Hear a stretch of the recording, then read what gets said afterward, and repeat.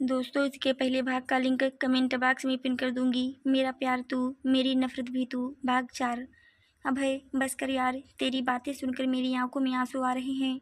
कहीं तुझे उससे पहली नज़र का प्यार तो नहीं हो गया है?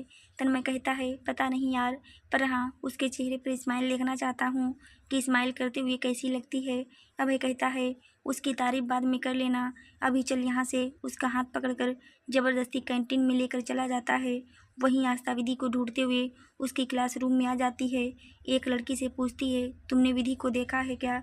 लड़की बोलती है, नहीं देखा तो नहीं है, पर हाँ, अभी क्लासरूम से बाहर निकलती हुई दिखी थी। आस्था अपने मन में बोलती है, ये कहाँ हो सकती है इस टाइम, और उसको ढूंढते हुए लाइब्रेरी पहुँचती है। वहाँ जाकर देखती है तो विधि बुक पढ़ रही होती है।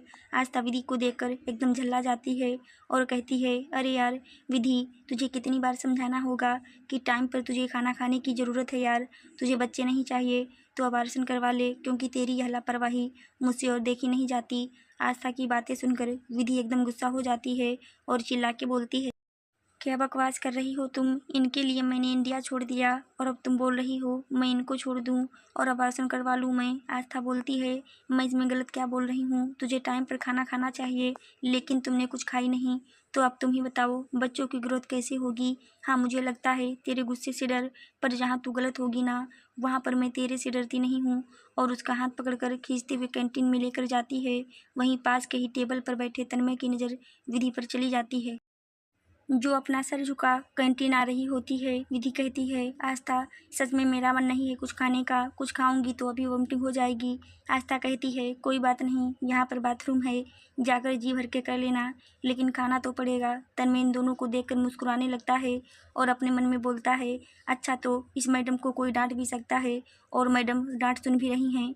जैसे विधि की नज़र तन्मय से मिलती है, विधि उसको अपनी तरफ मुस्कुराता हुआ देख और ज़्यादा गुस्सा हो जाती है और तन्मय को एक डरावना लुक देती है, जैसे बोल रही हो, बेटा ऐसे देखना बंद करो, नहीं तो जान से मार दूंगी। विधि को अपनी तरफ घूरता पाकर तन्मय अपनी नज़र उसकी तरफ से हटा लेता है और अपने दोस्तों के साथ बिजी होने का दिखावा करने लगता है। विधि आस्था के ज़बरदस्ती करने पर थोड़ा सा खाती है और फिर क्लासरूम में चली जाती है। क्लासेस खत्म होने के बाद विधि कॉफ़ी शॉप चली जाती है। तभी इत्तेफाक से तन्मय भी उसी कॉफ़ी शॉप में जाता है जहाँ पर विधि जॉब करती है। तन्मय अपने दोस्तों के साथ काफ़ी शॉप में एंटर होता है, तभी उसकी नज़र विधि की तरफ चली जाती है। पहले तो उसे लगता है वह भी काफ़ी पीने आई होगी, पर कुछ देर बाद पता चलता है कि वहाँ पर काम करती है। तन्मय वेटर को बुलाकर पूछता, ओ मैडम जो दिख रही हैं वह यहाँ पर क्या करती हैं? अच्छा, वह तो हम लोग के साथ ही काम करती हैं, काफ़ी बनाती हैं। उसके हाथ की काफ़ी यहाँ पर 2 ही दिन में फेमस हो गई। सब उसकी काफ़ी की बहुत तारीफ़ करते हैं। आप भी एक बार ट्राई करके देखो, शायद आपको भी पसंद आए। तन्मय वेटर को ओके बोल के साथ काफ़ी ऑर्डर कर देता है। फिर अपने मन में बोलता है, मुझे तो उनका गुस्सा भी पसंद है, और यहाँ उनके हाथों से बने कॉफ़ी की बात है तो भला मुझे क्यों पसंद नहीं आएगी। आज से यह काफ़ी शॉप फेवरेट लिस्ट में ऐड होता है और फिर खुद को मुस्कुराने लगता है। कबीर, जो अभय के पास बैठा था, वह तन्मय को मुस्कुराता देख अभय के कान में बोलता है, इसे हो क्या गया है, या पागलों की तरह खुद में क्यों हंसे जा रहा है? अभय, वह सामने जो लड़की तुझे दिख रही है ना, बस उसी के प्यार में पागल हो गया। कबीर विधि को देखकर बोलता, यार कोई इतना सुंदर कैसे हो सकता है? क्या तन्मय ने उसे प्रपोज कर दिया है क्या?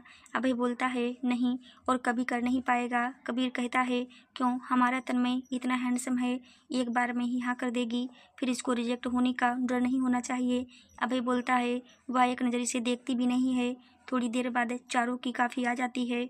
सब अपना अपना काफ़ी ख़त्म कर लेते हैं और बोलते हैं, भाई तन्मय, चल अब चलते हैं। तन्मय, नहीं तुम सब जाओ, मैं बाद में आऊँगा, अभी मैं यहीं बैठूंगा, मुझे और काफ़ी पीना है। ऐसे करते करते सारे दोस्त 10-10 काफ़ी पीते हैं। रात के 11 बजे तक। कबीर बोलता है, अब मैं इसके साथ कभी नहीं आऊँगा इस कॉफ़ी शॉप पर। अभय कहता है, मैं 2 मंथ काफ़ी नहीं पीऊँगा। तन्मय उन दोनों की तरफ घूर कर देखता है, बोलता है, क्यों, काफ़ी अच्छी नहीं थी क्या? अभय कहता है, अरे यार काफ़ी तो बहुत अच्छी थी, पर एक साथ इतनी काफ़ी कौन पीता है? तन्मय कहता है, मैं पीता हूँ। तभी विधि अपना ड्रेस चेंज करके काफ़ी शॉप से निकलती है। तभी उसकी नज़र उन सब पर पड़ जाती है। वह एक नज़र उन सबको देखकर आगे निकल जाती है। थोड़ी दूर चलने के बाद उसे अपने अपार्टमेंट जाने के लिए कोई ऑटो या गाड़ी नहीं मिलती है, तो आप पैदल ही निकल जाती है। तन्मय और उसके दोस्त अपनी गाड़ी से उसके पीछे ही आ रहे होते हैं धीरे धीरे।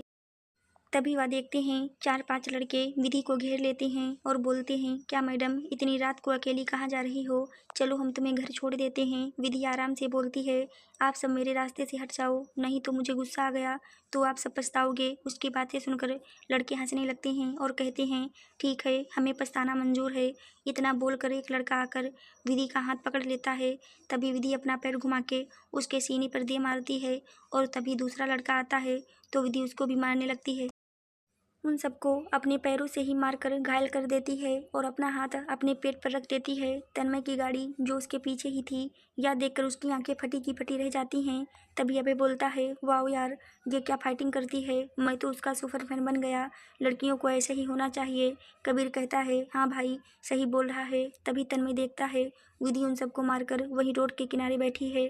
तन्मय को उसकी हालत कुछ ठीक नहीं लगती और वह गाड़ी से उतरकर उसके पास चला जाता है और उसके पास जाकर पीछे से उसके कंधे पर हाथ रखता है। विधि डर जाती है और अपना बैग उठाकर उसको मार देती है। तन्मय अपनी नाक पकड़कर बोलता है, पागल हो क्या तुम? मैं तो तुम्हें देखने आया था और तुम हो कि मुझे ही मार रही हो। भलाई का तो जमाना ही नहीं है।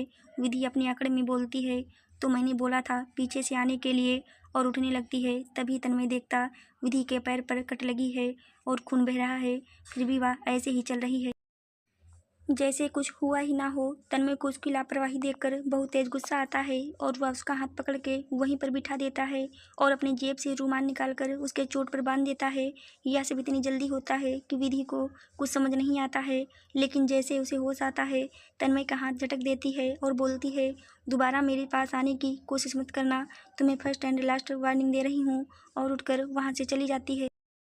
अभय और कबीर कब से उन दोनों को देख रहे थे। अभय को विधि की बातें बुरी लगती हैं और वह तन्मय से बोलता है, कितनी अकड़ है इस लड़की में, और तू उसकी हेल्प कर रहा है और तुझे ही सुनाकर चली गई। तन्मय कहता है, नहीं उसमें कोई अकड़ नहीं है, देखा नहीं तूने उसे कितनी ज़्यादा चोट लगी थी, लेकिन फिर भी कोई फर्क नहीं पड़ रहा था।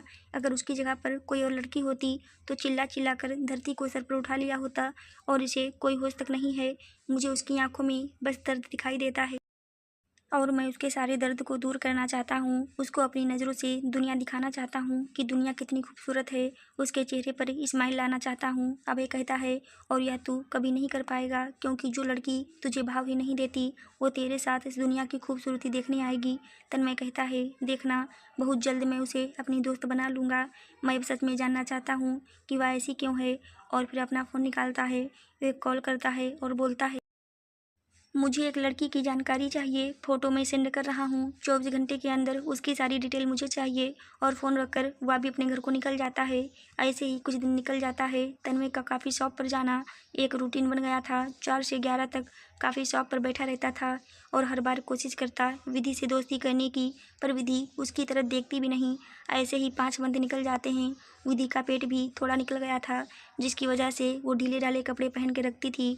तन्मय ने बहुत कोशिश की विधि की जानकारी निकालने की, पर उसको इतना ही पता चला कि विधि इंडिया से है, बाकी उसके बारे में कुछ पता नहीं कर पाया था। विधि लंच टाइम में कैंटीन की तरफ जा रही थी कि तभी बीच रास्ते में ही रीना और उसके दोस्तों ने विधि का रास्ता रोक लेते हैं और रीना विधि के पास जाकर विधि से बोलती है, तुम में ऐसा क्या है जो तन्मय को तुम अपने पीछे लट्टू बनाकर घूमते फिर रही हो? हम भी तो देखें, तुम्हारे बॉडी में ऐसा क्या है जो मेरे पास नहीं है? यह बोलकर एक नज़र अपने दोस्तों की तरफ देखती है और कहती है, इसके कपड़े उतारो तो मैं भी तो देखूं इसके पास है क्या। उनमें से एक लड़की जैसे ही विधि के पास पहुंचकर उसको पकड़ने वाली होती है, वैसे ही विधि उसका हाथ पकड़ के मोड़ देती है, जिसके चलते एक झटके में उस लड़की का हाथ टूट जाता है और वह चिल्लाती हुई जमीन पर बैठ जाती है। फिर विधि उन सब की तरफ देखते हुए कहती है, मैं किसी के रास्ते में कभी नहीं आती हूँ और जो मुझे बेवजह परेशान करते हैं उन्हें मैं कभी नहीं छोड़ती हूँ। और क्या मेरा तन में लगा रखी हो, तुम्हारा है तो तुम अपने पास ही रखो ना। और हाँ, उससे जाकर पूछना क्या मैंने बोला है उसको मेरे पीछे आने के लिए। और मैं तुम्हें फर्स्ट एंड लास्ट वार्निंग दे रही हूँ, दोबारा मुझसे उलझने की गलती मत करना, नहीं तो मैं तुम्हारा वह हाल करूँगी कि तुम सोच भी नहीं सकती हो। इतना बोलकर वह वहाँ से जाने के लिए जैसे ही मुड़ती है, रीना इसी बात का फ़ायदा उठाकर विधि को पीछे से धक्का दे देती है, जिससे विधि समझ नहीं पाती है और पेट के बल गिर जाती है और उसके पेट में बहुत ज़्यादा दर्द होने लगता है और उसकी आंखों के सामने अंधेरा छाने लगता है। उसे एक पल के लिए लगता है उसने अपना बच्चा खो दिया। तभी सामने से तन्मय आता हुआ दिखाई देता है। विधि अपना पूरा जोर लगाकर तन्मय को आवाज़ देती है और कहती है, तन्मय प्लीज़ हेल्प मी। तन्मय जैसे ही देखता विधि फर्श पर गिरी हुई है, दौड़ करके उसके पास जाता है। विधि कहती है, प्लीज़ मुझे हॉस्पिटल ले चलो, प्लीज़ जल्दी करो। यह बोलकर वह बेहोश हो जाती है। तन्मय जल्दी से विधि को अपनी गोद में उठाता है और उसे लेकर हॉस्पिटल निकल जाता है और रास्ते में अभय को कॉल करके बोलता है कि पता करो कॉलेज में विधि के साथ हुआ क्या था, किसने उसे धक्का दिया था। थोड़ी देर में हॉस्पिटल आ जाता है। तन्मय जल्दी से लेकर उसे हॉस्पिटल के अंदर जाता है। एक डॉक्टर आकर विधि को चेक करती हैं और इंजेक्शन लगा के ड्रिप चढ़ा देती हैं और तन्मय को अपने साथ ऑफिस में ले जाती हैं और डांटते हुए बोलती हैं, जब आपको पता है आपकी वाइफ 5 मंथ प्रेग्नेंट है तो आपको उनका ध्यान रखना चाहिए था ना। अगर थोड़ी सी भी देर हो जाती तो आप अपना बच्चा खो देते। तन्मय को डॉक्टर की बात सुनकर बहुत बड़ा शॉक लगता है कि विधि प्रेग्नेंट है और वह कुछ नहीं बोलता। उसको कुछ ना बोलता देख डॉक्टर को गुस्सा आ जाता है और वह तन्मय के ऊपर और तेज से चिल्ला के बोलती हैं, आप कैसे हस्बैंड हैं, अपनी वाइफ का ध्यान भी नहीं रख सकते हैं। तन्मय डॉक्टर की बातें सुनकर अपने सेंस में वापस आता है, बोलता है, सॉरी डॉक्टर, गलती हो गई, आगे से ध्यान रखूँगा। डॉक्टर कहती हैं, गुड, मैं कुछ मेडिसिन लिख कर दे रही हूँ, आप उन्हें टाइम पर खिलाना। और हाँ, इनकी उम्र ज़्यादा नहीं है और ऊपर से जुड़वा बच्चे हैं, आपको इनका एक्स्ट्रा ध्यान रखना पड़ेगा और इनको टेंशन मत लेने दीजिएगा। या बहुत ज़्यादा स्ट्रेस में हैं, उनको जितना हो सके उतना हैप्पी रखने की कोशिश करिएगा और इनको खाने में प्रोटीन और विटामिन देना। विधि को थोड़ी देर में होश आ गया होता है और वह तन्मय को ढूंढते हुए डॉक्टर के केबिन के पास आकर डॉक्टर की सारी बातें सुन लेती है। फिर बिना कुछ बोले अपने बेड पर जाकर लेट जाती है। थोड़ी देर बाद तन्मय आता है और पूछता है, कैसी हो, कैसा फील कर रही हो। विधि कहती है, अब अच्छा फील कर रही हूँ। फिर वह तन्मय की तरफ ध्यान से देखती है और कहती है, डॉक्टर ने तुम्हें इतना डांटा, किसी और के बच्चे का बाप भी बना दिया, तुम्हें बुरा नहीं लगा, तुमने सच क्यों नहीं बताया। तन्मय मजाक करते हुए बोलता है, प्री वाइफ के साथ 2 बच्चे भी मिल रहे हैं, ये तो मेरे लिए फ़ायदे का सौदा है, तो मुझे बुरा क्यों लगेगा। वैसे मैंने आज दुनिया का 8वां अजूबा देखा है। विधि कहती है, और वो क्या है। तन्मय कहता है, तुमको इतना कुछ एक साथ बोलते हुए देखा है, ये मेरे लिए 8वें अजूबे से कम थोड़ी है। इतना बोलकर वह हंसने लगता है। विधि कुछ नहीं बोलती है। तन्मय फिर कहता है, चलो अब मैं तुम्हें घर छोड़ देता हूँ और वैसे अब हम दोनों दोस्त बन सकते हैं ना। विधि कहती है, सॉरी, लेकिन हम दोनों दोस्त नहीं बन सकते हैं। तुमने मेरी हेल्प की है तो कुछ और मांग सकते हो, क्योंकि मैं रिश्ते नहीं बनाना चाहती। रिश्ते हमेशा टूट जाते हैं और इसलिए मुझे रिश्तों पर भरोसा नहीं है। तो तुम मेरी हेल्प करने के बदले तुम कुछ और ले सकते हो, बोलो तुम्हें क्या चाहिए। तन्मय कहता है, तुम मुझे इतना गिरा हुआ इंसान समझती हो जो लोगों की हेल्प करने के बदले कुछ लूँगा। मैं तो बस तुमसे दोस्ती करना चाहता हूँ और कुछ नहीं। लेकिन कोई बात नहीं, तुम मुझे अपना दोस्त नहीं मानती, मत मानो, लेकिन आज से मैं तुम्हें अपना दोस्त मानूंगा और या मुझे इनाम के तौर पर चाहिए और तुम मुझे अपना दोस्त मानने से मना नहीं कर सकती हो। और हाँ, मैं तुम्हें फ़ोर्स नहीं कर रहा हूँ कि तुम मुझे अपना दोस्त बनाओ, बस मैं तुम्हें अपना दोस्त मानूंगा और देखना, एक दिन तुम खुद मुझसे दोस्ती करोगी और अपना हाथ मेरी तरफ बढ़ाओगी। अब चलो हम चलते हैं। यह बोलकर वह निकल जाता है। विधि गेट की तरफ एकता को देखने लगती है और अपने मन में बोलती है, ऐसा कभी नहीं होगा तन्मय, मुझे कोई रिश्ते नहीं चाहिए, चाहे वह दोस्ती ही क्यों ना हो। और वो भी उसके पीछे चल देती है। थोड़ी देर में तन्मय विधि को उसके अपार्टमेंट पर ड्रॉप कर देता है और उसका बैग लेकर विधि के पीछे चलने लगता है। विधि कहती है, अब क्या है, तुम मेरे पीछे क्यों आ रहे हो। तन्मय कहता है, तुम्हें सही सलामत तुम्हारे घर छोड़ने और इस बैग में कुछ सामान है और मेरे रहते हुए इनको मैं तुमको थोड़े उठाने दूंगा और वैसे भी तुम इतना भारी सामान लेकर चल नहीं सकती हो, इसलिए अब घूरना बंद करो। इतना ज़्यादा गुस्सा करोगी तो मेरे बच्चे भी तुम्हारी तरह गुस्सैल पैदा होंगे।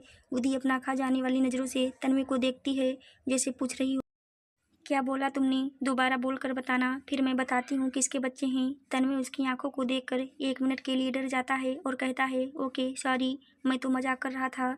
ऐसे ही बकबक करते हुए वह दोनों उसके अपार्टमेंट में पहुँच जाते हैं। तन्मय कहता है, एक बात पूछ सकता हूँ। विधि कहती है, मुझे पता ही था इसके लिए तुम मेरे साथ आ रहे हो, मुझे मेरे घर तक छोड़ना तो बस एक बहाना था। तुम यही जानना चाहते हो ना, या बच्चे किसके हैं। अभी तो मैं कॉलेज में हूँ, प्रेग्नेंट कैसे हो गई, वगैरह वगैरह। वैसे तुम जो चाहो वह सोच सकते हो, मुझे उससे कोई फर्क नहीं पड़ता है। तन्मय गुस्से से चिल्ला के बोलता है, जैसा टब बोल लिया तुमने, मैं तो बस इतना पूछ रहा था, तुम यहाँ अकेली रहती हो तो अपना ध्यान कैसे रखोगी, लेकिन तुमने तो पता नहीं क्या क्या सोच लिया। मैं तुम्हें क्या इतना गिरा हुआ इंसान दिखाई देता हूँ। मेरे लिए यह बच्चे सिर्फ और सिर्फ विधि मित्तल के हैं, बाकी मुझे किसी बात से कोई लेना देना नहीं है। अब चलता हूँ, बाय, अपना ध्यान रखना। और हाँ, 2 दिन घर पर आराम करना, कॉलेज, कॉफ़ी शॉप कहीं मत जाना, समझी? विधि उसे कुछ बोलती उससे पहले ही वह वहाँ से चला जाता है और गेट से बाहर निकलकर सीने पर हाथ रखकर बोलता है, यार ये कितनी डेंजर है। हे भगवान, मेरे बच्चों, आई मीन उसके बच्चों को उसके जैसा मत बनाना, उन्हें एकदम क्यूट बनाना। फिर बोलता है, यह भी तो क्यूट है, बस गुस्से में खूंखार लगती है, वैसे तो बहुत प्यारी है। तन्मय वहाँ से निकलकर सीधा अपने घर के अंदर बने बार में चला जाता है और वहाँ जाकर ड्रिंक करने लगता है और फिर अपना फ़ोन निकालकर उसमें विधि की फ़ोटो देखने लगता है और कहता है, मेरे साथ ही ऐसा क्यों होता है? मैं वे को नहीं हो सकता जिसे तुम प्यार करो। मुझे जो पसंद आता है वो दूसरों को क्यों देखते हैं? क्या तुम मुझे नहीं देख सकती? क्या तुम एक बार भी मेरी तरफ नहीं देख सकती हो? जिन्हें मैं प्यार करता हूँ उन्हें दूसरे ही क्यों पसंद आते हैं? लेकिन इस बार मैं खुद के साथ गलत नहीं होने दूंगा। इस बार मैं अपना प्यार पाकर रहूँगा। मुझे फ़र्क नहीं पड़ता तुम कौन हो, तुम किसके बच्चों से प्रेग्नेंट हो। मुझे सच इतना पता है, तुम विधि मित्तल हो, जो विधि मित्तल जिसको देखते ही मुझे पहली नज़र का प्यार हो गया था। तुम मेरा पहला प्यार हो और आखिरी भी, और तुम्हें पाने के लिए मैं कुछ भी करने के लिए तैयार हूँ। अब उसके लिए मुझे कुछ भी क्यों ना करना पड़े, लेकिन ना, मैं तुम्हारी लाइफ में किसी और को तो कभी आने नहीं दूंगा। नेक्स्ट मॉर्निंग अगली सुबह 6 बजे ही विधि के अपार्टमेंट का कोई डोर नॉक करता है।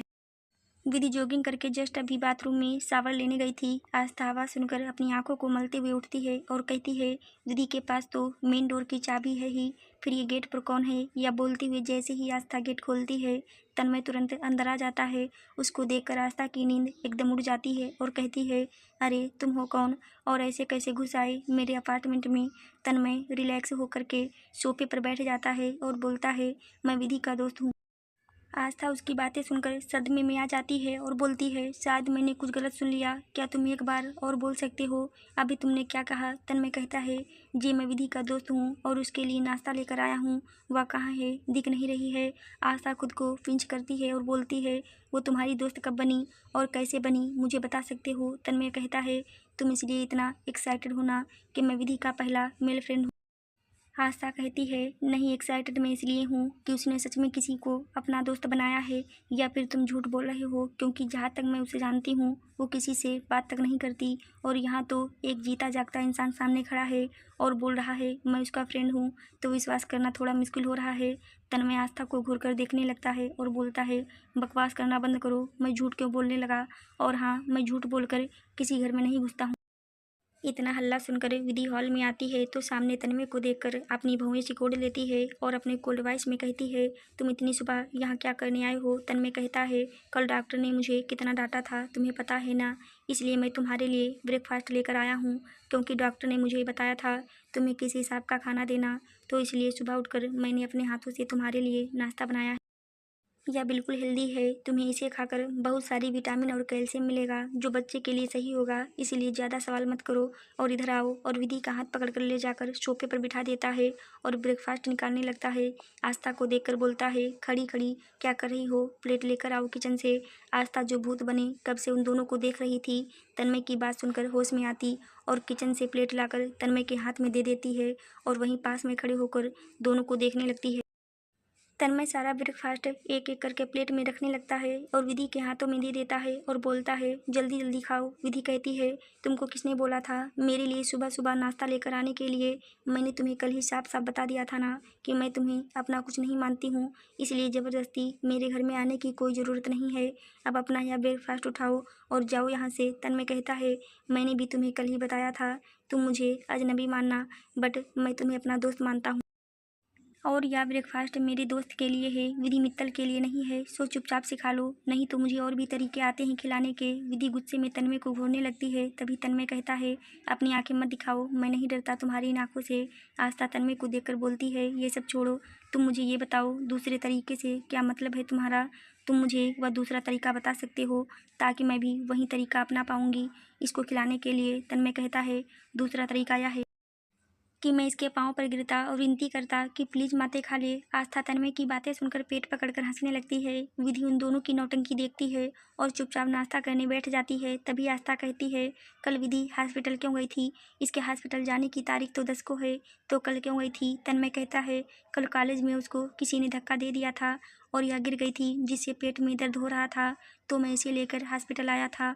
आस्था तन्मय की बातें सुनकर रोने लगती है और बोलती है, थैंक यू उसे हॉस्पिटल ले जाने के लिए और विधि की तरफ देखते हुए बोलती है, थैंक यू तुझे भी मुझे कुछ ना बताने के लिए।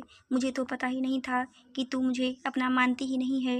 विधि कहती है, ऐसा कुछ नहीं है, मैं तुझे बस परेशान नहीं करना चाहती थी, इसलिए मैंने कुछ नहीं बताया। मेरी वजह से तुम अपना घर छोड़कर यहाँ पर हो और कितना परेशान करूँ तुझे। आस्था कहती है, राइट, मैं तो पागल हूँ जो तुझे अपनी छोटी बहन मानती हूँ और तुझे इतना प्यार करती हूँ और तू इससे परेशानी का नाम दे रही है। थैंक्स मुझे अपनी जगह बताने के लिए और अपने रूम में चली जाती है। तन्मय जो खड़ा उनकी बातें सुन रहा था वो आस्था के पीछे उसके रूम में चला जाता है और आस्था को समझाते हुए बोलता है, उसकी बातों का बुरा क्यों मान रही हो, वो बहुत ज़्यादा स्ट्रेस में है। अभी तुम उससे गुस्सा हो गई हो, वो और ज़्यादा टेंशन लेगी। डॉक्टर ने साफ साफ मना किया उसे टेंशन लेने से। तुम तो समझदार हो ना, चलो गुस्सा ख़त्म करो, उसके पास चलो, नहीं तो नाश्ता भी नहीं करेगी, उसको दवाइयाँ भी लेनी है। आस्था अपने आंसू पोंछकर विधि के पास जाती है और उसके गले लग जाती है और कहती है, सारी मुझे गुस्सा आ गया था, लेकिन तुम भी प्रॉमिस करो मुझसे कुछ नहीं छुपाओगी। विधि एक बार आस्था की तरफ देखती है और कहती है, सारी आज के बाद ऐसा कभी नहीं करूँगी। फिर आस्था अपने हाथों से विधि को नाश्ता कराती है और दवाइयाँ निकाल कर देती है। उसके नाश्ता करने के बाद तन्मय भी कॉलेज के लिए निकल जाता है और आस्था भी चली जाती है। तन्मय कॉलेज पहुँचकर अभय को ढूंढता है और पूछता है, कल हुआ क्या था। अभय सारी बातें तन्मय को बता देता है। उससे पूरी बातें जानकर तन्मय सीधा कैंटीन की तरफ चला जाता है और रीना का हाथ पकड़ के उसके पीठ पर लगा देता और गुस्से से बोलता है, विधि से दूर रहना आज के बाद, नहीं तो मैं तुम्हारे साथ क्या करूँगा मैं खुद नहीं जानता। इस बार तुम्हें माफ़ कर रहा हूँ, दोबारा तुम्हें माफ़ी नहीं मिलेगी। और हाँ, अब तुम मुझे विधि के आसपास भी दिखाई नहीं देनी चाहिए, समझी। यह बोलकर उसका हाथ झटक देता है और अपने क्लासरूम में चला जाता है। रीना उसको जाता हुआ देखकर कहती है, तुमने उस 2 कौड़ी की लड़की के लिए रीना सहाय से ऐसे बात की, इसका बदला तो मैं लेकर रहूँगी। मैं भी देखती हूँ तुम कब तक बचाते हो उस विधि मित्तल को। तन्मय सिंघानिया मेरा था और मेरा ही रहेगा, हम दोनों के बीच उसे तो मैं कभी नहीं आने दूंगी, क्योंकि वह तो मेरे सामने खड़ी होने के लायक भी नहीं है और वह मुझसे मेरा प्यार छीनेगी। मैं ऐसा कभी नहीं होने दूंगी। तन्मय आकर क्लास में बैठ जाता है, तभी अबे भी आ जाता है और बोलता है, चल छोड़ ना यार, अब वो ऐसा कुछ नहीं करेगी, माफ़ कर दे। तन्मय कहता है, अभी मुझे शांति चाहिए, अपना मुँह बंद कर और चुपचाप अपनी पढ़ाई पर ध्यान दे। कुछ देर बाद लंच टाइम हो जाता है। तन्मय कैंटीन की तरफ चला जाता है और एक कॉफ़ी ऑर्डर करके कोने की सीट पर बैठ जाता है। तभी कबीर अभय भी आ जाते हैं। कबीर, इसे क्या हुआ, ऐसे सड़ा हुआ मुंह लेकर क्यों बैठा है। अभय कहता है, इसकी होने वाली गर्लफ्रेंड को उस छिपकली ने धक्का दे दिया था, इसलिए अपसेट है ये सुबह से। कबीर तन्मय से बोलता है, अरे वो छिपकली तेरे पीछे कितना पागल है तुझे पता है ना, और जेलसी में लड़कियाँ एक दूसरे से झगड़ा कर लेती हैं, तो इतना माइंड क्यों कर रहा है। उसे चोट तो नहीं लगी ना। तन्मय कहता है, अभी उसे तो कुछ नहीं हुआ है, लेकिन अगर मैं थोड़ा और लेट हो गया होता तो 2 मासूमी की जान चली जाती। यही सोच कर डर रहा हूँ कि अगर मैं वहाँ पर नहीं होता तो क्या होता आज विधि के साथ। अभय कहता है, अभी तूने क्या बोला, 2 मासूमों की जान चली जाती, तू कौन से 2 मासूमों की बात कर रहा है। और उसने इतना तेज भी धक्का नहीं दिया था विधि को कि उसकी जान चली जाती। कबीर कहता है, अभय बोल रहा है उसके धक्का देने से विधि को बस थोड़ी सी चोट लगती और कुछ नहीं होता। और वहाँ पर विधि के साथ कोई और भी था क्या, जो तू 2 लोगों की बात कर रहा है। तन्मय कहता है, मैं विधि के बच्चों की बात कर रहा हूँ जो उसके पेट में पल रहे हैं। अभय कबीर का रिएक्शन, वाट, बच्चे विधि के। तन्मय कहता है, हाँ, विधि 5 मंथ प्रेग्नेंट है। अभय कहता है, मतलब तुझे जिससे प्यार हुआ है वो ऑलरेडी किसी और की है। तन्मय गुस्से से कहता है, वो किसी और की नहीं है, वो सिर्फ मेरी है, समझे तुम दोनों। कबीर कहता है, हाँ समझ गया, लेकिन फिर भी वह किसी और के बच्चे के साथ प्रेग्नेंट है, क्या पता वो जिसके बच्चे से प्रेग्नेंट है वो उससे भी प्यार करती हो और वह भी उसे बहुत प्यार करता हो। तन्मय कहता है, उससे वह प्यार नहीं करता है, क्योंकि अगर प्यार होता तो वह भी विधि के साथ होता। ऐसे प्रेगनेंसी में उसे अकेला नहीं छोड़ता, विधि को ऐसी हालत में जॉब नहीं करनी पड़ती। अभय कहता है, मतलब उसके एक्स ने उसको छोड़ दिया है। तन्मय कहता है, मुझे नहीं पता, लेकिन इतना मुझे तो पता चल गया है कि वह उसके साथ नहीं है। डॉक्टर ने कल बताया था विधि स्ट्रेस में है। अब तू ही बता, बच्चा तो सबकी लाइफ में खुशी का कारण होता है, नहीं कोई स्ट्रेस में क्यों होगा। मतलब तो यही है, उसके एक्स ने उसको यूज किया और फिर छोड़ दिया, या फिर वह विधि को चीट कर रहा होगा और विधि ने उसे पकड़ लिया होगा और उसे छोड़ दी होगी। कबीर कहता है, ऐसा भी तो हो सकता है। अभय और तन्मय एक साथ कैसा हो सकता है। कबीर कहता है, उसका डिवोर्स हो गया हो या फिर उसके हस्बैंड डेट कर गया हो। तन्मय कहता है, 100% गारंटी के साथ बोल सकता हूँ। विधि की शादी नहीं हुई है और अगर हुई भी हो तो मुझे कोई फ़र्क नहीं पड़ता। अभय कहता है सही कह रहा है, वैसे चारों नज़रियों से देखा जाए तो विधि अकेली ही है। तन्मय कहता है मैं भी तो यार समझाने की कोशिश कर रहा तुम दोनों को। विधि अब मेरी है और वह बच्चे मेरे लिए सिर्फ विधि के हैं। और पता नहीं क्यों मुझे ऐसा लगता है विधि की बातों और एक्शन से कि उसके साथ कुछ तो गलत हुआ है, लेकिन क्या यह पता नहीं लगा पा रहा हूँ। लेकिन अब मैं उसे बस खुश देखना चाहता हूँ और उसके लिए मुझे जो करना पड़े वह करूँगा। उसका दोस्त बनकर हमेशा उसके साथ खड़ा रहूँगा। नेक्स्ट मॉर्निंग विधि अपनी रूटीन के हिसाब से काम करती है और फिर कॉलेज के लिए निकल जाती है। विधि जैसे ही आकर अपनी सीट पर बैठती है, तन्मय खूब सारी चॉकलेट उसके सामने रख देता है। विधि कहती है इसका क्या होगा? तन्मय कहता है इसे खाते हैं और यह सब मैं तुम्हारे लिए लाया हूँ, मतलब अपनी दोस्त के लिए। और एक एक करके सब उसके बैग में डाल देता है। विधि उसकी हरकत से उसे घूर कर देखने लगती है। तन्मय अपने सारे दांत दिखा देता है। लंच टाइम पर विधि का हाथ पकड़ के अपने साथ कैंटीन की तरफ ले जाता है और उसके पास बैठकर बोलता है अब तुम्हें छुट्टी लेनी चाहिए, घर बैठकर तैयारी करो एग्ज़ाम की। वैसे भी 1 साल बाद हम दोनों डॉक्टर बन जाएंगे और साथ में दोनों काम करेंगे। तन्मय अकेले ही बकबक करने लगता है। विधि बस उसकी बातें सुनती है और कुछ बोलती नहीं है। थोड़ी देर बाद अभय और कबीर भी आ जाते हैं। तन्मय दोनों को देखकर अपने पास बुलाता है और बोलता है इनसे मिलो, यह है मेरे दोस्त अभय और कबीर। विधि एक नज़र बस उन दोनों को देखती है, फिर तन्मय आगे कहता है और ये है विधि मित्तल, मेरी न्यू फ्रेंड। इसे बातें करना पसंद नहीं है, इसलिए तुम दोनों बुरा मत मानना। या तुम दोनों से बात नहीं करेगी तो इसके बदले मैं तुम दोनों से बात करूँगा। अभय और कबीर बस स्माइल पास कर देते हैं तन्मय को। तभी चारों की काफ़ी और बर्गर आ जाता है। तन्मय जैसे ही देखता है विधि काफ़ी पीने वाली है, तुरंत उसके हाथों से छीन लेता और अपनी आंखें दिखाते हुए बोलता है तुम काफ़ी और चाय नहीं पी सकती, बच्चे काले हो जाएंगे। विधि उसकी बातों से काफ़ी इरिटेट हो गई होती है और बोलती है फिर तुम ही बताओ क्या पीऊँ मैं। तन्मय कहता है हाँ मैं बताता हूँ ना, तुम्हें बस दूध मिलेगा और कुछ नहीं। मैं लंच बॉक्स लाया हूँ तुम्हारे लिए। और अपने पास से लंच बॉक्स निकाल कर विधि के सामने रख देता और बोलता है अब चुपचाप खा लो इसे और मुझे घूरने के लिए बहुत टाइम है, बाद में आराम से बैठकर घूर लेना। पीछे की सीट पर रीना और उसके दोस्त बैठे होते हैं। रीना अपने मन में कहती है क्या यह प्रेग्नेंट है, वो भी मेरे तन्मय के बच्चे के साथ, इसे तो मैं जिंदा नहीं छोड़ूंगी। और उठकर वहाँ से चुपचाप चली जाती है। जब विधि के 7 मंथ खत्म हो जाते हैं, विधि छुट्टी ले लेती है और घर पर रहकर पढ़ाई करती है। आस्था और तन्मय बहुत कोशिश करते हैं विधि को समझाने की वह अपनी जॉब छोड़ दे और घर पर रहकर आराम करे, पर विधि उनकी बातें नहीं मानती और बोलती है जब मुझे लगेगा कि अब मुझसे नहीं होगा तो मैं खुद जॉब छोड़ दूंगी। तुम दोनों ज़्यादा मत सोचो। तन्मय का डेली रूटीन बन गया था विधि को काफ़ी साफ छोड़ना और लाना, कभी कभी अपने हाथों से उसके लिए ब्रेकफास्ट और खाना भी बनाकर खिलाता था। आस्था और तन्मय दोनों मिलकर विधि का खूब ध्यान रखते हैं। और वहीं रीना सहाय विधि पर अपनी नज़र जमा कर बैठी थी कि कब अकेले मिले और वह उसे जान से मार सके। एक दिन रीना सहाय के पास उसके आदमी का फ़ोन आया जो उसने विधि के पीछे लगाया था। मैम वह लड़की आज अकेले है, क्या करना है? रीना कहती है उसके साथ कुछ भी करना, पर इतना याद रखना दिखने में वह एक एक्सीडेंट की तरह लगे और वह जिंदा नहीं बचनी चाहिए, इस बात का भी ध्यान रखना। और इतना बोलकर फ़ोन काट देती है और शैतानी मुस्कुराहट मुस्कुराने लगती है। कुछ काम से विधि अकेले ही मार्केट आ गई थी। आज आस्था अपने मॉम डैड से मिलने घर गई थी। विधि जैसे ही रोड क्रॉस करती है, राइट साइड से आती ट्रक विधि का एक्सीडेंट कर देती है। विधि को इतनी जोर से टक्कर मारती है कि विधि काफ़ी दूर जाकर गिरती है। विधि अपने आप को होश में रखने की पूरी कोशिश करती है और किसी तरह अपना फ़ोन निकालकर तन्मय को कॉल कर देती है। कुछ रिंग के बाद तन्मय फ़ोन उठा लेता।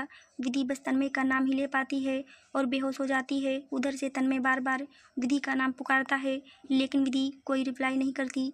थोड़ी देर बाद वहाँ बहुत लोग इकट्ठे हो जाते हैं और उन्हीं में से एक आदमी विधि के हाथ से फ़ोन लेकर हेलो बोलता है। तन्मय कहता है कौन बोल रहा है और विधि कहाँ है और तुम्हारे पास विधि का फ़ोन क्या कर रहा है?